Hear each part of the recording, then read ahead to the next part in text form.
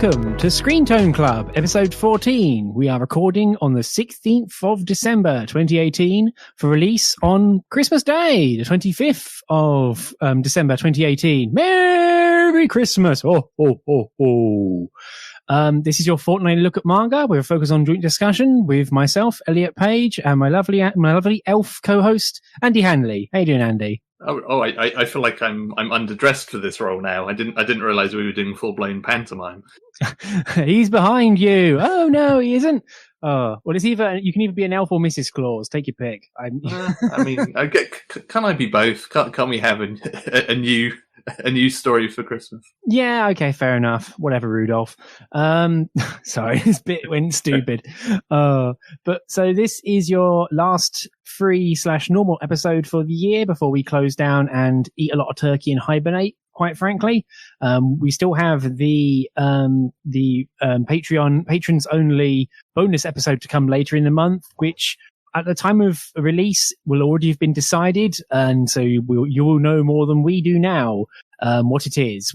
As mentioned before, we've got an interesting bucket of stuff that people are gunning for us to read, so looking interesting already. One very polite person, God bless you, said, "Hey, I have a few ideas, but I don't want to make you read anything you don't want to." And I'm like, dude, that's the whole point. You're paying your money for. Like, you must be new here. Yeah, I thought most of our actual Patreon was like spite or something. Very welcome spite, I quickly add. On that note, if you wish to support us on Patreon, that would be very greatly appreciated. It helps take care of the bills, and also, hopefully, with a little more, we'll be able to cover the cost of our books we buy. But yeah, you can find that at screentone.club, and there's a link right there for our Patreon. You can get bonus episodes every month from $1 a month. That's all you need. So, as mentioned, this is our sort of holiday show. We're going to have a very informal, very relaxed year-end wrap-up, but that comes after returning champions. So I feel like I've put this off far too long, Andy. Did you want to talk about Voynich Hotel Volume 2? Yeah, I mean, I don't really have too much to say. This is another of my kind of my own returning series of things that we said was good before is still good. Newsflash, because this is another series that's very much like, oh yeah, everything that I liked about the first volume is still very much intact and in place and kind of, firing on all cylinders in the second volume. So I still like all of the main characters and their various kind of goofy bits. I still like the comedy of that series. Kind of like having had a break after the first volume, going back into volume 2, I forgot just how many plot threads like the series has as a whole. There were so many moments that were just like, oh yeah, this was a thing that was happening, wasn't it? And I kind of completely forgot about it because there's plenty of things going on over the course of the series. But yeah, like I'm looking forward to getting the third, and I think it's the final volume, right? Yep, final volume. So yeah, so I'm looking forward to getting hold of that next year. I think that comes out like February time. It does, yeah, it does. Yeah, so yeah, but yeah, it's really enjoyable. Like it's exactly the kind of like crazy comedy and kind of weird but wonderful characters that I can really get behind, and it develops some of those storylines quite nicely, mostly towards a comic bent, and I kind of came out of it really satisfied and glad that I decided to keep up with it. Yeah, I really need to get that second volume. I mean, even on the first volume, we get to points where you're like, wait, is this a serious plot point or a throwaway gag? Or both? Like, who knows? Another thing that I think I mentioned in our actual review of it is I'm really glad it's 3 volumes, where like it's one of these things where like I can already see how much road it has for itself, and I don't really need to worry so much about it running out of ideas and dragging on forever. So yeah, actually really excited for it to be short. Which maybe is a sign of my age, but again, it's just like, oh, good, you've got the amount of time you need planned out. Let's go through it. Yeah. So. There are so many series that I like that kind of start out as like, oh, this is great, and then you get to a certain kind of volume threshold, like, this should probably have ended now. So yeah, it's kind of nice sometimes just to know it's going to be very short and compartmentalized in the grand scheme of things. Yeah, it always feels like some kind of stringed instrument snapping, where you're just like do do do do twang, and your patience for it has gone, and you don't. And it's like a pit opened up in your head. It's like, oh, I don't enjoy this anymore. What? Like, it's really weird sometimes when it happens, especially if you're like 14 volumes in and then just like, you're done. But yeah, oof. So, or from my part, I continued reading Until Your Bones Rot, which we covered in our live show. I read volume 2, which I got as part of a Humble Bundle, regardless. And I needed to think about this a bit. I tried thinking about this before we recorded to have put my thoughts in order, but this volume is really weirdly languid because it pulls out a lot of events that you could partially see coming, but at least in my case, you saw them coming and were like, man, I hope they don't do that. That'd be bad. And then it does them, and I'm like, fuck. And it does a load of stuff that I feel is it kind of trying to speed itself up. And it ends on a real kind of not left field. Like I always imagined it happening, but from a meta theory crafting point of view, I don't know what's going to happen now. Like something big has happened at the end of this volume that weirdly solves a lot of problems, but creates loads more in a case of, wait, hang on, what next for this series? Because this was a whole unexplored avenue and you've just cut it short in this manner. Like, whoa. It's got loads and loads of weird drama and love polygon and all that, as you may expect, and was kind of obvious from even the very first page. It does the whole bloody annoying thing 2/3 through, where it has a nice tender moment between a pair of characters, which ends on an ambiguous note, and you think, okay, fine. And then the last 2 speech bubbles from like a pseudo narrator are like, little did I know that they would never keep their promise. And I'm like, what? Like it really just sucks all the air out of the room when I saw that. I'm like, really? Like you're going to do that, are you? And it sucks because it undercuts what happens next, which is a big deal, but you know what it is. You know something's going to happen. So it's kind of annoying in that regard. Yeah, it's very irritating. So there's 5 volumes left of this. I partially, on the strength of the ending of this volume, want to continue reading it, but at the risk of sounding really mean and miserly, not at full price. I might wait for a sale, and if there's another sale like the Halloween one, I might pick it up, at least pick up volume 3 to see how it resolves the threads it's thrown open. But also, like, as time has gone on, the characters have gone from being interesting to kind of unlikable as hell, which really hurts when it's focusing on a small ensemble cast of very intensely intertwined characters. And now that easily all of them have at least, like, all of them are kind of unlikable and some of them are deeply unlikable.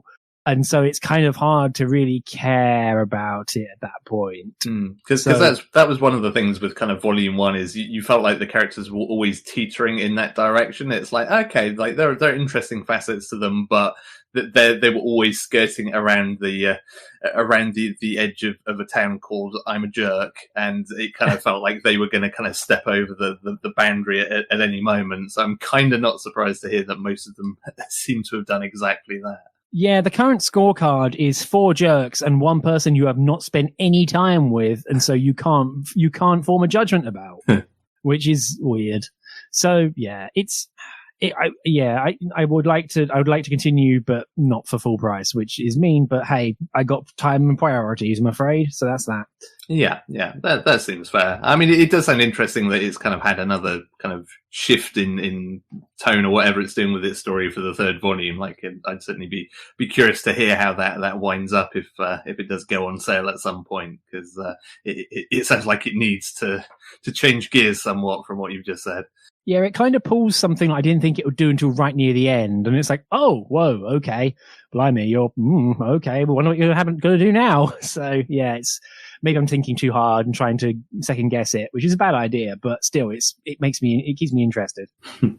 Cool. So, that's Returning Champions out of the way. Still reading lots of stuff in the background, of course.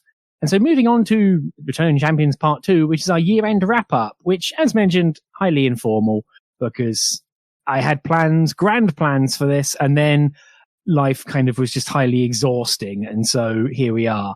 So first and foremost, we've covered a half decent amount of series on this podcast to date. And I just wanted to sort of get our feeling on which one stuck out to us. Although I think this one might be an easy question in that, at least for my money, the 2 series that we've covered in this show and I've really kind of got on a bender about are Dead Demons, DD, Destruction, and The Promised Neverland. I think you might agree with me in that case, Andy, somehow. Yeah, absolutely. Like, yeah, Promised Neverland is kind of the big one that's really kind of stuck with me, and certainly like I know we're not alone in that. You know, as I think I mentioned on the last show, you know, I'm kind of getting prodded and teased to keep on reading and to kind of catch up with the latest chapters, because it keeps on going places. And yeah, it kind of fills a manga gap that I think has been left ever since kind of Death Note, really. Like, nothing's quite captured that sort of zeitgeist, and this is the first series that has really done that well, and was also involved avoiding the more problematic parts of Death Note that we all tried to forget. Nah. So yeah, like it's hugely compelling. Obviously, anime adaptation on the way, which I'm also really interested to see kind of how that handles things. But yeah, like this is the manga series that I find myself just kind of idly thinking about while I'm making a cup of tea or whatever, thinking like, oh yeah, like, you know, I wonder what's going to happen with that next, or more to the point, like, when's the next volume coming out? Because I really need to read more of this. Or personal point of view is, I hope they'll be okay. Like, yeah. Like, you know, like it's wild because both the characters on their own stand alone as being an empathetic bundle, but also there's the intellectual curiosity of, oh man, what's going to happen next? Or, oh man, what are they going to find out about the world next? And by extension, what am I going to find out about the world next? It's just like that, you know, kind of weird noises all here, but it is a case of like, man, I really want to see what happens to these characters, like, end of. So yeah, it really keeps you on the hook. Much the same as Dead Demons, honestly, which is like intensely relatable and fascinating to read. It gets up its own bum every now and then, ever so slightly, but also knows when to pull out.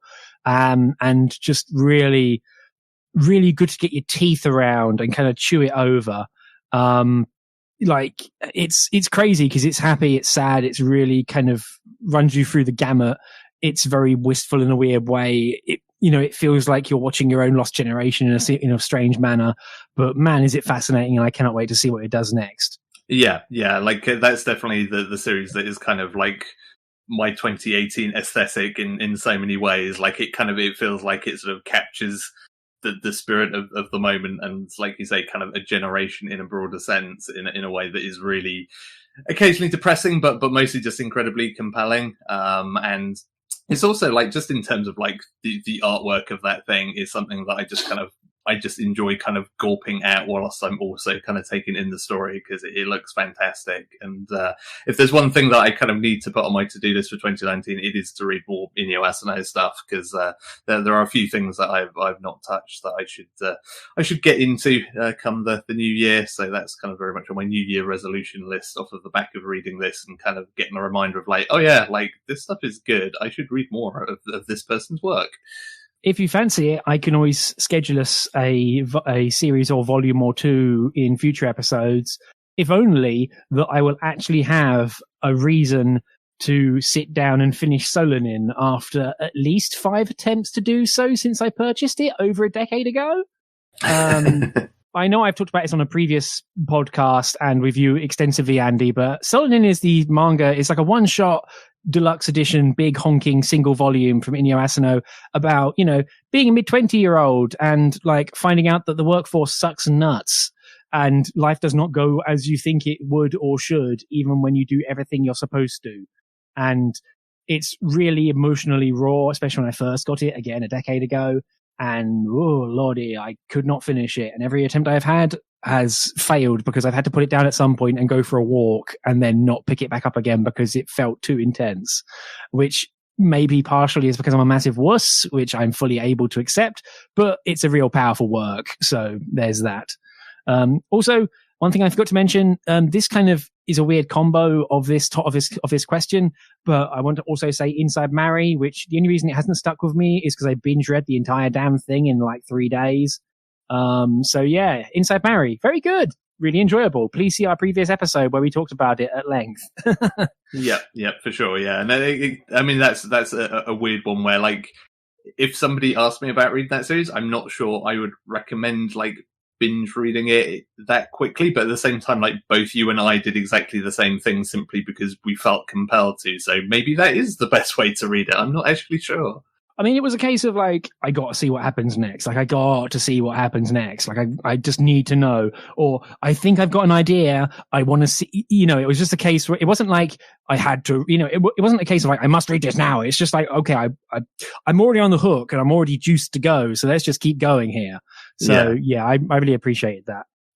Is there anything else for you in this section, Andy? No. I think out of the stuff that we've read this year, kind of a lot of it, even stuff I've enjoyed, I've not really had chance to kind of dig in any further with most of it. Apart from a few things that we've mentioned as kind of returning champions that have been pretty good. But no, like those two series for me are the ones that are absolutely kind of head and shoulders above everything else I've read this year, to be honest. Yeah, as you mentioned previously, like they sit in the front of your mind, especially Promised Neverland, because oh boy. But yeah, I hope it gets big. Like you mentioning that it could be the next like Death Note style thing. Like, God, imagine a bunch of Emmas running around Comic Con. Everyone getting weird ass number tattoos on their necks. Jesus. Okay, cool. So next sort of section is what have you read this year that you've fallen off of? I have a few, but I've read your answer in this Google Doc, Andy. I want to hear what you have to say about this. Yeah, well, so this is more kind of a confession of guilt rather than kind of me throwing shade at things. But I have fallen off reading the Monogatari series, which I'm going to get back on because somebody's bought me the complete season 1 box set, so I have them all in my possession now. To kind of read a lot of the stuff that's come out thus far, but it's just one of those things. Like it's partly weirdly just out of having had so many years where people have kind of been either in hushed tones or just outright shouting like somebody should localize Monogatari and release it in English, and then it kind of happened and everyone was really excited, and it's one of those things when nothing can quite live up to the hype that is kind of built around something. So I think kind of like reading them was like, oh yeah, these are really good, but also I've seen the anime, and also, man, these are coming out at a really fast clip, faster than I can read them. So at some point I just kind of like put it on pause. But no, I want to get back into the Monogatari novels. They are good. They do entertain me in all sorts of ways. So I shall endeavour to get back into that. So this is less that I've fallen off of it and more a personal like, man, these things came out fast at a time when I didn't have chance to read lots of light novels, so this is more my bad, and I need to rectify this in 2019. Okay, I must admit I kind of fell off of it after back in Monogatari Part 2 of 3, mostly because the thing I wanted I already read, which was Kizu Monogatari, the prequel, although it was written second. Ugh, God. But Kizu Monogatari, both the films and the light novel were like the thing I wanted to finally see, and then the rest of it kind of, yeah, sure, that'll be there if I want to see it at any point, but the continuing adventures mishaps of Araragi and Aegis I was cool with, but the one thing I wanted to see was Kizu, the prequel sort of inciting event of all the other nonsense. And given that series of OAVs / movies was amazing and I love it dearly, and the book's real good, I'm kind of good to check out here, quite frankly. I got the one thing I wanted.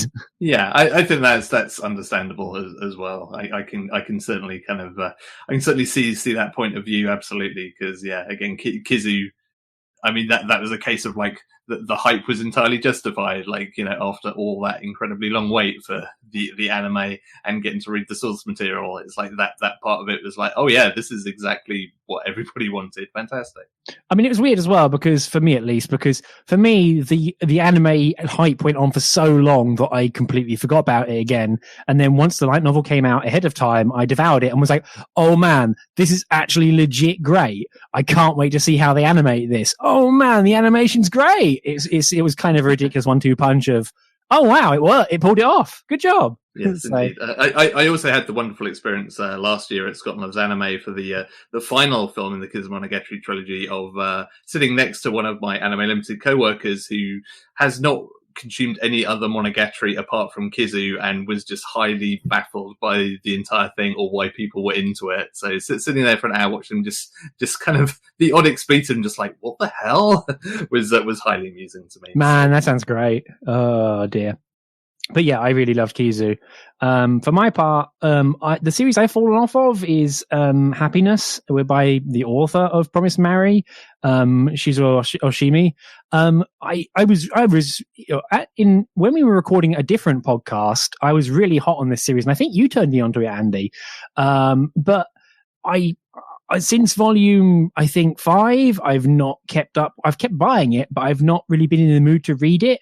It's gone through a number of transitions in its characters and its like world state that I feel it's kind of dropped the ball in a way that is highly uncharacteristic for this author. Like Flowers of Evil was masterful at just sort of going, yep, time to shift, just pulling the gear lever until your head's spun, but then putting it back in the right place. Whereas in Happiness, it's these cases where it's these transitions that just don't bring me along with them. Like something has happened and the series has moved on, but I didn't feel like I went with it.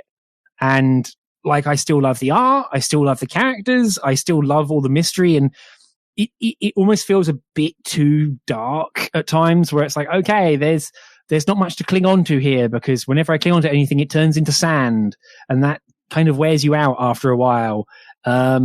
Especially given the rate of like collateral damage in that series. Given, it's about vampires. Vampires need to drink blood. Bad things happen.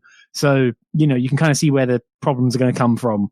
And I still have like volume 7 and 8 to read, but I haven't picked them up, picked them up. I haven't opened them in my tablet, which, very little effort required to break that seal.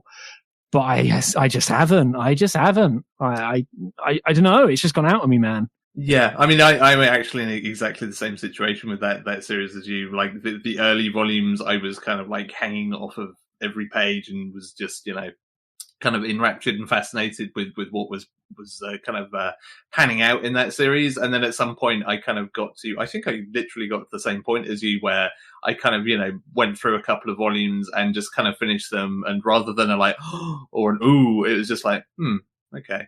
And like, I didn't have that drive, much like we talked about with Promised Neverland, of like, I need to see what happens next. It's just a case of like, yeah, I guess there'll be some more of this stuff in the next volume. And, I didn't have the kind of the energy and the fire to kind of religiously seek out every forthcoming volume as soon as it hit and read it. And at some point, it just kind of drops towards the back of your mind of stuff that you want to read. So yeah, I don't know. I feel like, given the author involved, I'm kind of still have an assumption that it will come good and turn out to be something great at some point. But it's certainly, where I left it was very much a lull, that it's been kind of difficult to get myself back on that particular horse. Yeah. I mean, a similar sort of case, although not so much due to plot movement, is Saki, which is a mahjong manga, which big fan of the anime when I eventually finally got around to watching it. And the manga is ongoing and is kind of a miracle that it's coming out at all. But I have fallen off of it since the start of this year, simply because it started taking longer and longer for the actual like mahjong battles to happen, and like the actual matches. That's the word, matches. I'm like, it's not a fight, but it just takes more and more time, and it's getting to the point in where the anime did the same thing, where the like character weird supernatural powers are getting out of hand, and it kind of sucks some of the fun of the earlier volumes out, where instead of it being like, hey, this girl grew up in a mahjong parlor and she has like just a sixth sense for game flow. And it then moves to, oh yeah, this girl's basically a vampire, and in darkness, she's invincible. And it's like, what? What the? No. Like that. Yeah. I mean, cool, but no, that's weird. Yeah. And then while you have all of this crazy supernatural stuff going on, you still have Nodicus sat there saying like, no, none of this stuff is real. Like there's no such thing. Like Mayong is Mayong. And it's like, there are people literally like phasing out in front of you and teleporting. And like, no, none of this is happening. Yeah. Meanwhile, like every character's breasts are just growing a cup of volume. Yeah. Yeah. But yeah, I mean that's a series I fell off of last year simply from lack of time. Like the volumes were coming out at a crazy clip, and I just wasn't able to keep up. And then I sort of started running out of time to read anything at all. So I'd be up for getting back into Saki. I did really enjoy everything that I read of it.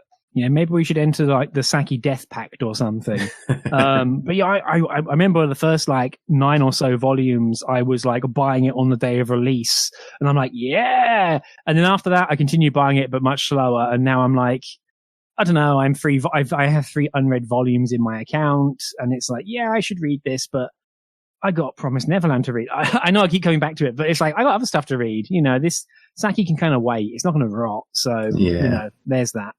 Cool. And finally, final question. Although, you know, timeline's being weird, but is there anything you're looking forward to in 2019? This is actually a cheat answer for me, because it's not happening in 2019, but I'm looking forward to Shonen Jump's like business refactoring and change to their system, where starting basically tomorrow, as we record this, it's going to switch over to having a subscription model for its entire back catalogue, and the latest stuff will be free to read for everyone. And so I'm actually kind of jonesing to like take a few days off, or probably a week actually, and then like sit down with my tablet and, as far as possible, basically just binging all of Bleach, because it's been so long since I've read that, and I fell off of it real hard at one point during the 3rd kidnapping arc or some garbage. So real keen to rip that off and take a look. Of course, it also makes me slightly salty that I bought all 27 volumes of Claymore when it was on sale, and I could have saved a lot of money by waiting. But hey, at least I got 27 volumes of Claymore on my tablet ready to go. Yeah, but yeah, I mean, 2019 is going to be a really interesting year to see like how that business decision kind of plays out, because I mean, certainly the word on the street is incredibly positive around people being excited for that thing. Like I'm sure they have run the numbers and kind of looked at the business case for making that switch, and they're confident that, you know, they can make the money that they need and make it work from that point of view. But like, you know, it is a crazy kind of shift in the way that that publication operates. So I'm absolutely fascinated to see kind of whether it lives up to their expectations in terms of, you know, pulling people away from scanlations, you know, getting subscribers on board. But yeah, like I'm certainly on board with it to you know, I will be ponying up the cash and probably binge reading some stuff myself, because it's a ridiculous, you know, value proposition, the amount of content that they're offering for such a low price. It's like, why wouldn't I do that? Yeah, precisely. I mean, yeah, I don't want to get into too much like industry pontificating and watching, but like I'm really, as you are, I'm fascinated to see how it does. And from what I gather, like it wasn't like the existing Shonen Jump product was doing badly and it needed a shake up, but I think they're very smartly sort of looking at the market and using what they have to make moves. And my fervent hope, honestly, is that it does pull people away from scanlations into the realm of like reading Shonen Jump officially, because it's so exasperating when like someone like manages to rip like the scans a week before supposed release. And it just real sucks, because it sucks all the air out of the like continuing reading of any series that is ongoing. Yeah, yeah. And I mean, this feels very targeted at kind of addressing a lot of the excuses that people were making to kind of stick with reading stuff illegally. Like, you know, again, much like kind of when Crunchyroll went legit in the anime space, of course, there'll always be people who'll make their excuses no matter what. But like, this feels like it very directly addresses kind of the issues of cost and timing that people were pointing at and saying, well, this is why, you know, piracy is better. It's like, well, no, like we basically, you know, we've killed both of those barriers, you know, killed both of those birds with one stone. So, you know, you're going to need some new excuses, guys. Yeah. I mean, it's also like by reducing all the barriers they can for like same day sort of like translations, they are doing the thing which we have both very frequently said is you need to be more convenient than piracy. Like you need to be more convenient than free, which is a tall order. And like, I'm not saying you can snap your fingers, but I think with this, Shonen Jump have found their in, and they've clearly put a lot of work and ideas into messaging and preparing for it. So I'm very curious to see, you know, how it spins out. So, because they're putting their Golden Goose product on the line for this, and they've got a lot of buy-in both on this side and in Japan. So real curious and interested to see how it does. And I hope it does well, quite frankly, because it'd be nice. Yeah, likewise. Yep. But yeah, I'm looking forward to that. And other than that, I can't think of anything else too much more at the moment that isn't just me talking about Promised Neverland more. I'm looking forward to another volume of Land of the Lustrous coming in 2019. The wait is already torture. I need to know more about my idiot, dumb, darling, like gem children. Fucking morons. Goddamn, come on. Stop being morons. Oh my God. You poor stupid idiots. But yeah, I love that series so much. It's ridiculous. But yeah, that's me for 2019, quite frankly. Beyond that, I'm looking forward to being pleasantly surprised. Yeah. Like I'm very much just gonna roll with the punches and see what comes along. Like I'm sure there will be some series that we've probably not even considered at this point that will hit in English, and we'll be amazed by them. So hopefully there'll be some cool stuff that will catch us unawares, because that's always the most fun stuff, when you don't expect something to be good and it turns out to be amazing. Yep, it's always fun, always good time. Okay, so with all that out of the way, we can move on to the main part of our show, which is, well, our picks for this week. So first and foremost is my pick, which is Boarding School Juliet, Volume 1. So this is a series I didn't really consider before, but at Hibanacon, I went to a friend Niall's panel, which he does, called Hell in a Cell, which is like kind of narrated as a wrestling show, and is all about cool ass fight scenes in anime. And this was one series that was called out, where, there we are. So this is a series where the two principal characters, Romeo and Juliet, kind of, are in a big ass boarding school between two warring nations. There's lots of fighting on campus. The dorms are split between the two nations. The school itself was created as like an attempt to try and foster peace between the two, that sort of fantasy thing. And so the main character, who is Inazka, who is a member of the Black Dog sort of nation, which basically is Japan, and one translation note basically just slaps this in your face. And there's also the White Cats, and their main leader is Juliet, quite honestly. And so the two of them are fighting, but it turns out that Inazka really, really likes Julia. And when he gets called out by her, basically asks her out in the middle of a sword fight. And that's where the action scene in the panel came from. And so this is kind of a romance, star-crossed lovers, to use a hackneyed term, series of misunderstandings, and they can't let anyone know that they're going out, because then both of their relevant sort of social groups will immediately dump them into a pit. It would be highly dishonorable for them to be going out with each other, and because they're supposed to be at war, blah blah blah. And so the two of them try and connive ways to carry on a relationship. And mostly you have a bit of a difference in intents, where Inazka is kind of a massive puppy dog who is real love-struck, sort of like starry-eyed twit, really soppy underneath his rather rough-looking exterior, whereas Juliet is very much a case of, hey, I live in a really backward country with really intense sort of like social mores and laws around them, and I need to work hard to try and overcome this nonsense to prevent something stupid from happening in my life becoming from naught because I wasn't born a man. And so it has this sort of imbalance where like Juliet is very much a case of, what? I guess we can go out. Yeah, sure. I mean, yeah, go on. What? So it's been a good ride so far. And quite honestly, I quite enjoy it so far, mostly because, like I say, you have this different character relation, different power dynamic. They got to keep it secret from everyone, which is, of course, kind of easy grounds for comedy and misunderstandings and characters having to like bend over backwards to try and find out ways so they won't be rumbled. It particularly has a good sense of comic timing with its panels. One of the chapters opens with the two characters like sharing conversation and going, okay, can we go on a date? And then Juliet goes, no, you idiot. It's really difficult to do anything and we'll be seen. And Inazka's like, oh, but can't we? And she goes, well, no, you idiot. We're having this conversation in a confessional chamber because it's the only way we can not be found out. And then the camera, of course, pans out to the outside of a confessional. So it kind of works really well. I've just murdered it with a really slow retelling there, but it has a very good sense for, sort of eliding the joke and also like having really good comic timing for just going, oh, here's the punchline. So it really works well in like comedic panel timing, in that way, which really helps make it really sort of like worth a good laugh. It reminds me vaguely of School Rumble, but I must admit I hated School Rumble. And so this is kind of a weirdly much, much better, for me at least, kind of that sort of series. It kind of face plants towards the end, though. The end of this first volume introduces another character and starts to produce like a love polygon that's more serious than the one that came before.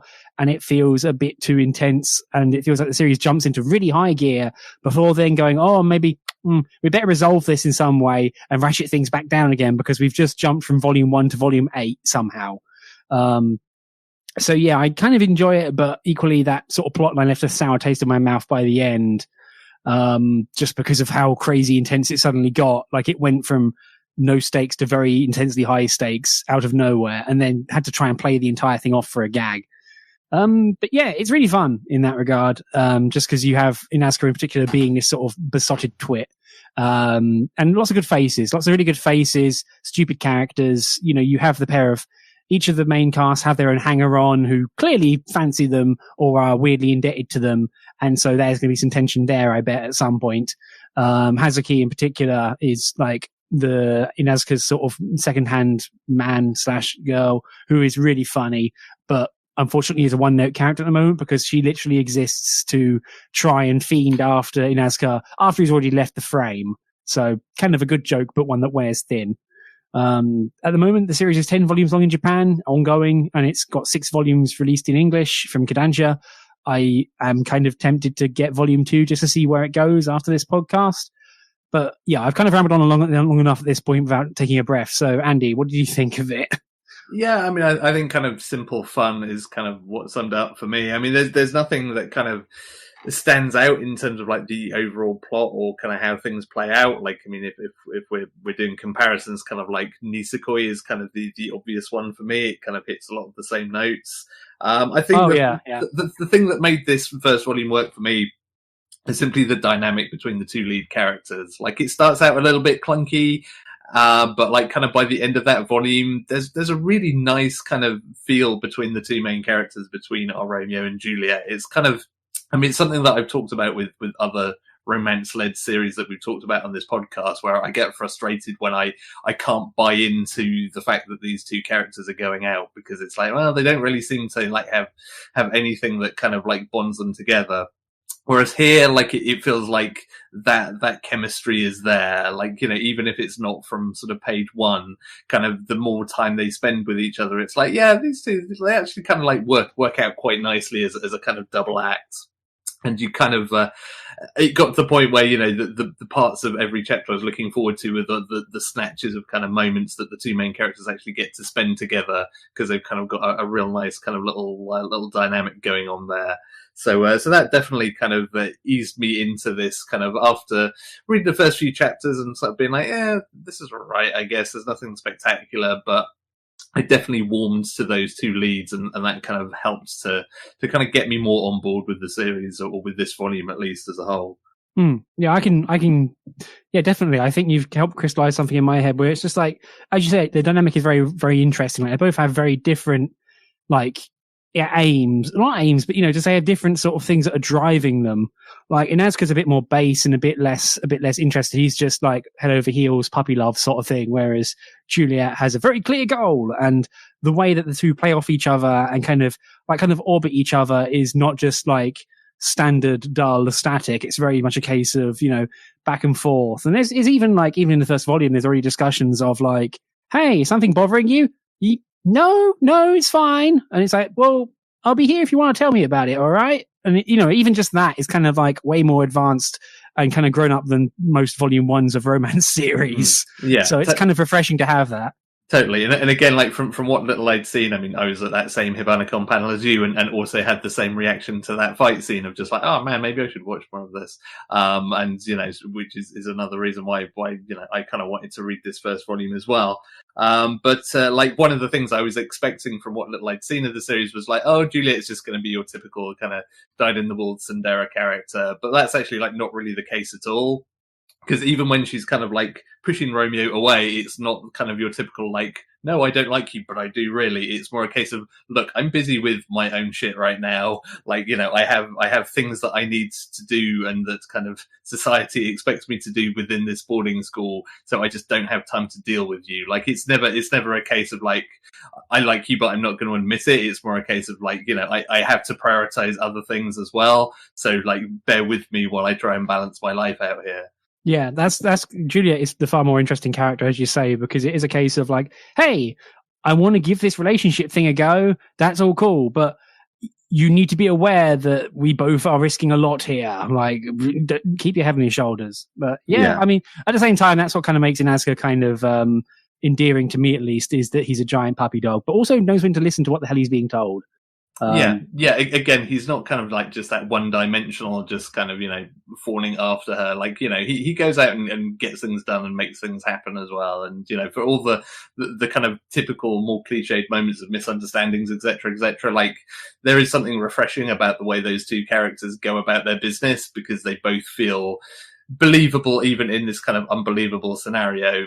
It's like, oh well, these countries are practically at war, so therefore, the two factions in this school are at war. It's a really lazy conceit to kick off the series, but it kind of gets away with it simply on the strength of kind of some of its cast.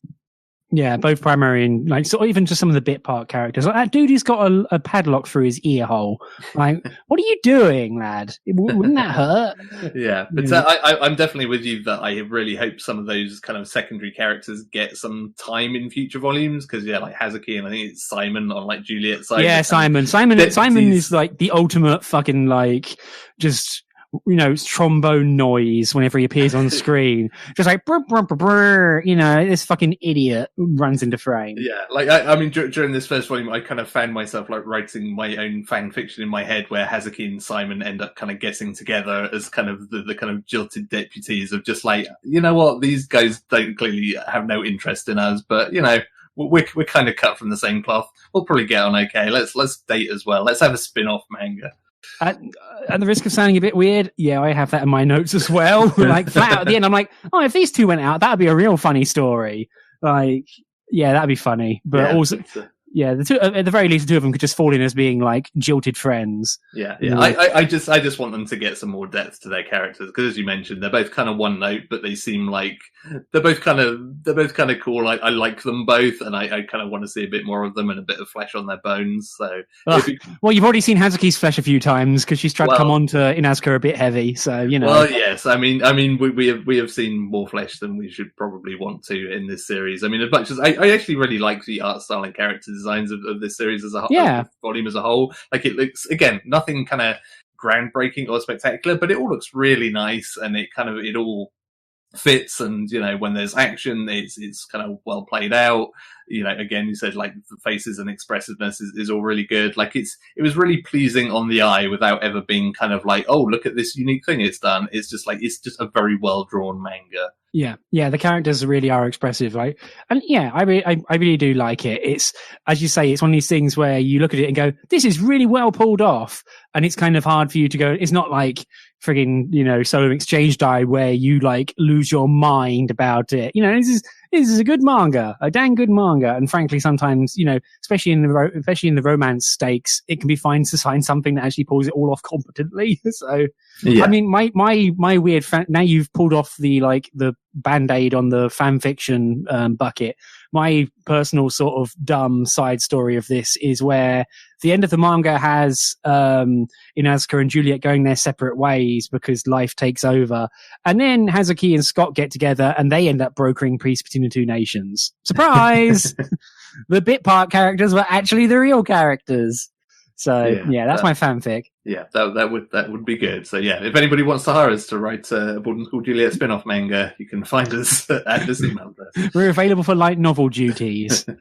Jeez. But yeah, I really enjoyed it. I'm probably going to get volume 2 when I get a moment, because I think it's on sale in Kodansha's end of season sale thingy ding. So yeah. Yeah, it's a cute series. Again, having talked about it with other series, I hope it doesn't outstay its welcome at any point, because having compared it to Nisekoi, which I loved that series for a few volumes, and then it just kind of piles on more and more characters and kind of gets more and more kind of convoluted in just trying to keep its core premise going and all of its plate spinnings. And then I kind of dropped off of it. Like I'd like to see a series that has the kind of, adorable relationship stuff as that, and, some decent comedy, but without kind of going to that crazy, we just need to keep piling in more love interests, because that gets old pretty fast. When the button you have available to be pressed is add more lasses, at some point you need to stop pressing that damn button. So, yeah, whoops. Cool. So, moving on to your pick. So, Andy, I'm glad you, as we mentioned last time, I'm glad you picked this because I was jonesing to pick it as well. So, take it away. Yeah, ironically, this time around, I feel like we both kind of picked one another's picks in this weird kind of like almost Secret Santa-esque in a strange sort of way. Yeah, with less dumb gag presents. Like, surprise, I got you a thong. Why? Because I'm an asshole. Yeah. I'm not going to talk about the fact that I bought somebody a copy of Buderigisco in our work Secret Santa. Oh, you jerk! Don't do that! I know, I'm a terrible human being. I apologise. But anyway... Apologise to them, Andy. I did, profusely, don't worry. So my pick for this show is Wakako Zake Volume 1, which again, kind of going back to our previous podcast in life, we kind of talked animatedly about the anime of this quite a while ago, and the fact that the manga has been localized and released in English by North Stars Pictures. It was a name I'd not really So North Star Pictures is a really weird, so it basically emerged out of nowhere, but basically it's Tetsuo Hara's company, i.e. the dude what made Fist of the North Star. And basically they have an entire shadow empire of different publishers and stuff, and decided just to go their own way with very little fanfare or notice in the Western market. And they released 2 series to start with, it being Wakako Zake and a series called Arte, A-R-T-E, which is like a Renaissance era set in Italy starring a like Miss Hokusai, but Renaissance. Check it out. It's basically female Leonardo da Vinci, but not the fake Grand Order one. But yeah, so that's where North Star Pictures comes from. And also why everyone is mystified by them turning up, because they just suddenly appeared in the market one day and were like, here you go. And I was like, all right, okay, thanks. Shit. Yeah, like the gestation of that just makes the whole thing even crazier, given that Wakako Zake is very different from Fist of the North Star, it is fair to say. But more similar than you'd imagine. So it is the story of a 20-something woman called Wakako Murasaki, who basically just likes going out and eating and drinking on her own, which in itself is kind of a really interesting little thing just to see that depicted straight, because going out on your own to eat or go to cinema or whatever is kind of still something of kind of a weird sort of social taboo, of just like people feel uncomfortable going out and doing these things alone because somehow like it's not the done thing. And, if you're going out to eat, it should be to be like social as part of a group. Yeah. It's the sort of thing that generally gets mocked in like comedy sketches. Like even comedy shows I've seen recently have had like the lone diner trope. Yeah. So, yeah, and again, especially like in anime and manga, like if you have a character that likes to spend a lot of their time on their own, it's usually played up as this kind of sort of almost like anti-hero angle of like, oh yeah, I have no friends, but here's what I do, or it's the usual kind of otaku tropes. Whereas that's not the case with this character. She has a boyfriend, and she's quite happy, as you see in some of the chapters, going out with friends or going to a wedding or whatever and hanging out with other people. But it just so happens that she enjoys her own company, and she enjoys going at her own pace and, having a meal and having some drinks with that meal. And so, ostensibly, Wakako Zake is kind of a food manga. Certainly in terms of the artwork, the food gets all of the love lavished upon it, and everything else is expressive but reasonably basic. Wakako herself looks kind of weird, to be quite honest, and it is very much as kind of the sort of the epilogue to this volume points out. It is a literal kind of self-insert of the author, because basically while she was just kind of chowing down on a meal and wine that her editor had bought for her to talk about what she's going to do in terms of her next series, I think basically out of exasperation, look, you're always just going out eating, just make a manga of that already, why don't you? Write what you know. Exactly. But yeah, it's real wild, because in all the omakes and the author's notes, Like, she puts care into her little avatar, but when it comes to the series and having, Murasaki, she's like a weird pixie demon thing with huge eyes. Like, she's like a food elemental. Yeah, pretty much. And they're also like, it's really great kind of between chapters. There are little kind of vignettes of just like, oh yeah, like here's the vague location of the real life place that this kind of restaurant was based upon. And clearly like she's gone around taking photos of these restaurants and this food and the people who work in these restaurants. And there's some quite amusing little comedy asides where like, people who work in certain restaurants are kind of pissed off. It's like, oh man, I had took the day off the day that you did all the research for this chapter, so I guess I'm not turning up in your manga then, even though I'm the regular waiter here and all of that kind of stuff. But yeah, so basically like every chapter is, Wakako goes out, has some food, has something to drink. She has some thoughts about said food and drink and kind of why it goes so well together, why she enjoys it. And, there's at some point it kind of stops being a food series purely and sort of becomes something more existential in a weird kind of way. Like one of the things I really enjoy about this series is there are often kind of background conversations going on with other people eating elsewhere in the restaurant that, Wakako kind of listens in on or just kind of overhears. And, that kind of just reminds her like, oh yeah, like in one chapter, for example, there's a couple like next to her in the restaurant that are like going out on a first date, and she's kind of listening to that. Like, oh yeah, I've totally done this dance before, and it's like, oh yeah, maybe this isn't going to last. Like listen, the guy's being a bit of a jerk, kind of trying to show off his knowledge and stuff like that. And there are all these just really nice little vignettes of just kind of life going on around her that she sort of observes in a very indirect way. Like, she's not really casting judgment on anybody particularly. It's just like, oh yeah, it's the kind of thing that just happens, if you're anybody who's anything of a kind of a people watcher, you just kind of notice what other people are doing around you and, maybe snatches of conversation they have. And, sometimes that kind of, triggers memories of your own, or, you maybe just, it brings up some kind of thought process. And there's something enjoyable about this series in terms of just watching that kind of everyday life going by while the main character is here enjoying food and a drink. That is almost my main draw above the food. It's like some of the food is like, oh yeah, this looks good, I'd probably like to eat that. But more often than not, it's just like, no, this just seems like a good night out. It's like, I would be up for this. As you mentioned at the start, like eating alone is one of those taboo things that, I don't know, on a personal level, I kind of at one point kind of stopped caring about wholesale and didn't think it weird anymore because I was traveling a lot on my own anyway so much.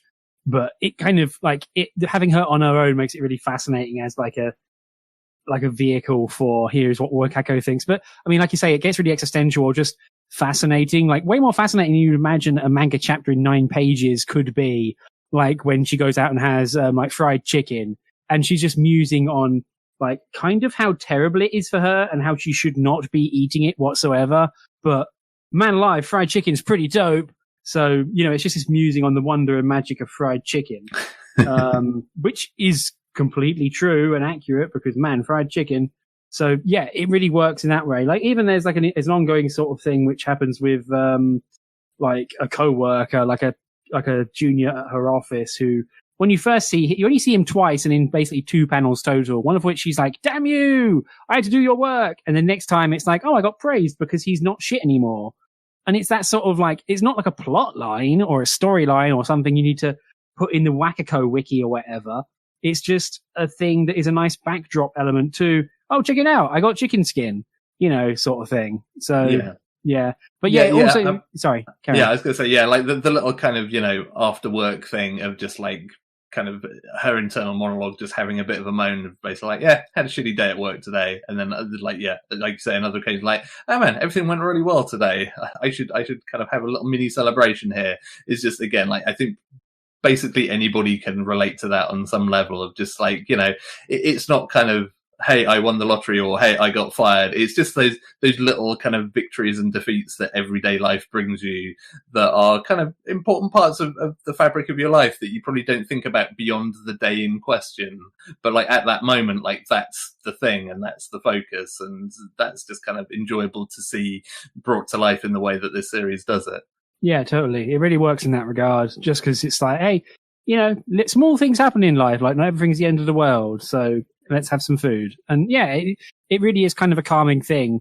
It's nice to dip in and out of for that regard, because also it's like, each chapter is like 7 or 8 pages. So you can burn, you could burn through it, but it's nice just to dip into and go, oh, I wonder what happens this time.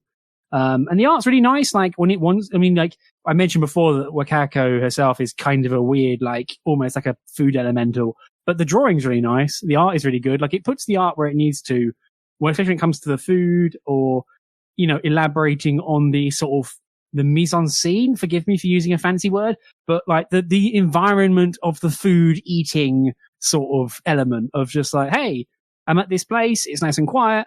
I've got a little corner table. I'm just going to sit here and eat this weird fish thing.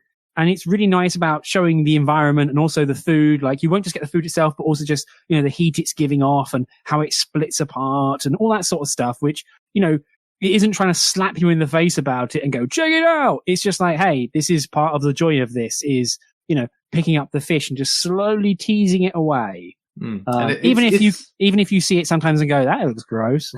Yeah, but it's also really impressive the way it does that with still shots, because I mean in anime, like you can make food look great in anime, and you can animate the heat coming off of it, the way you cut it open, and the sauce or whatever will kind of drain out of it, and there's a lot you can do to make that look really appealing. It's a lot more difficult to do that in just a still shot, but this series does an incredibly good job of kind of bringing across like you say, the heat and the texture and the sauce or the moisture of it. Like it kind of it puts across everything that it clearly that the volume is clearly trying to about each food stuff, which sometimes that stuff is like, oh, that's a really well drawn piece of food, but it doesn't like look tasty necessarily. It just looks like a very good rendition of that food, whereas this you can kind of feel what Wakako feels about it in that moment of just like, oh yeah, like I can see why you'd be excited when this landed in front of you on a plate. Yeah, I mean, to go back to the fried chicken again, you see the fried chicken in the manga and you go, man, fried chicken, that looks like death. Like you know it's good, but at the same time it's like, check out how fucking oily this shit is. And yeah, it is.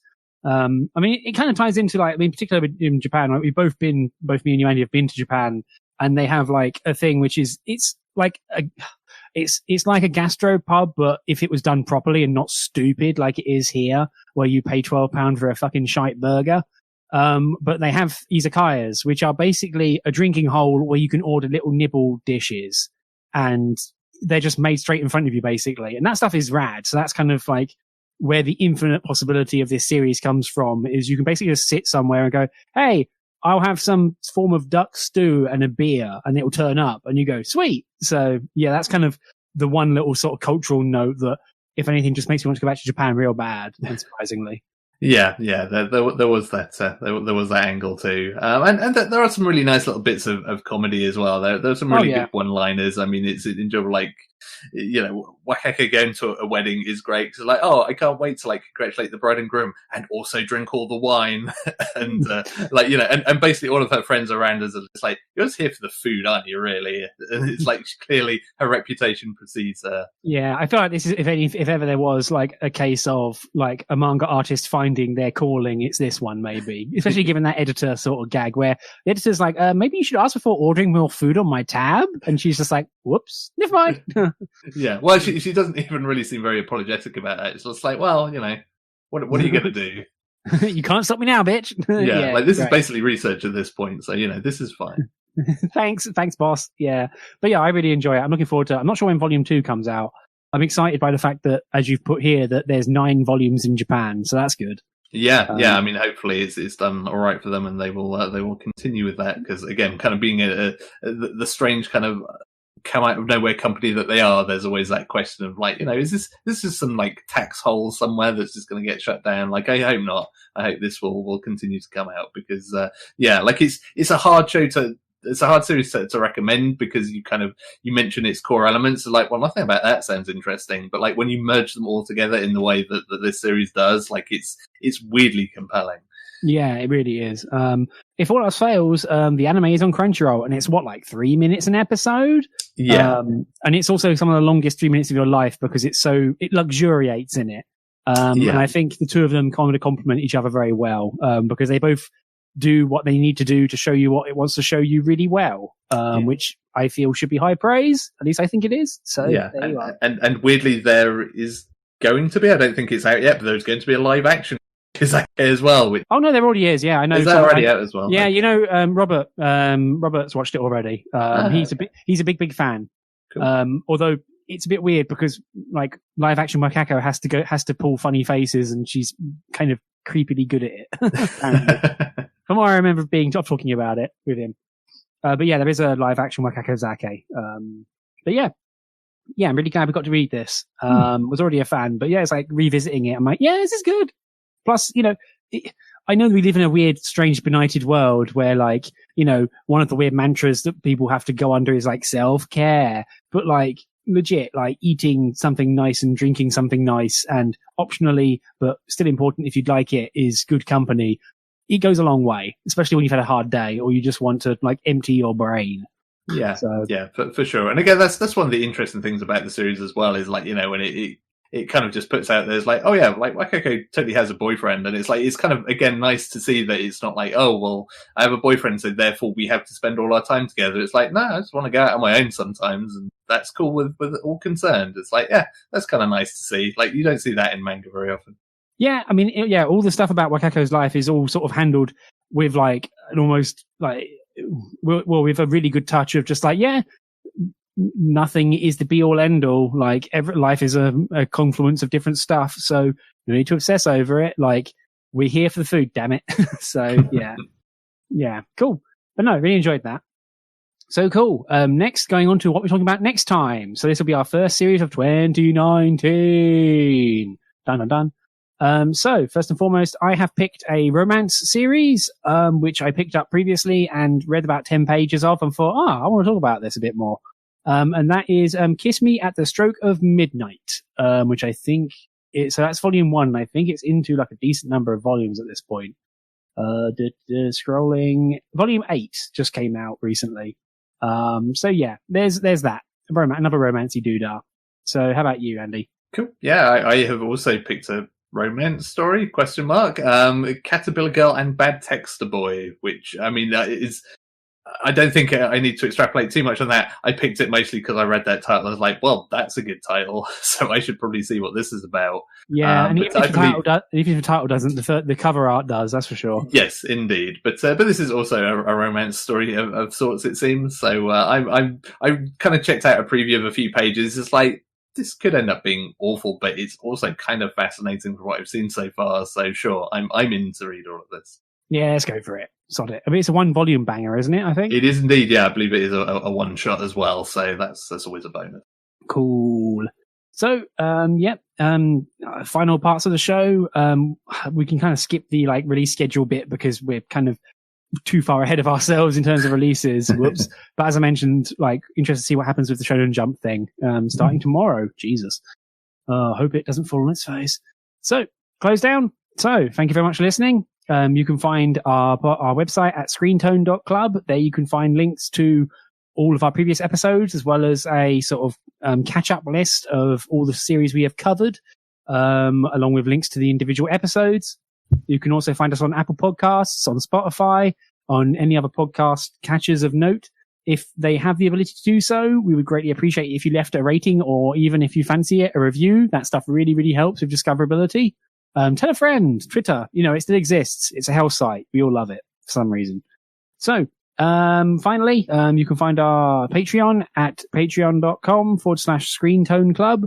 If you fancy, feel free to chuck us a $1 or $2 there, and that will get you bonus episodes and the ability to vote on those bonus episodes for what we cover. People being very polite, as mentioned. And we have our Twitter at Screentone Club. I promise my resolution of 2019 is to get better at social media-ing, so you'll see more stuff on there.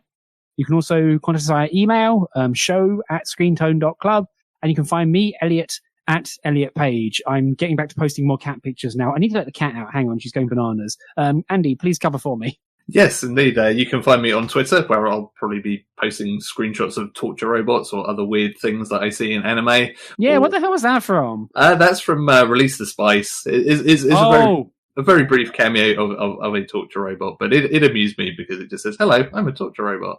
At least it's polite and introducing itself. Indeed, yeah. That's all you can ask for before you're going to be tortured mercilessly by an automaton.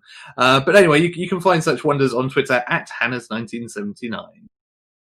Cool. So thank you very much. Sorry about that. The cat has now been let out.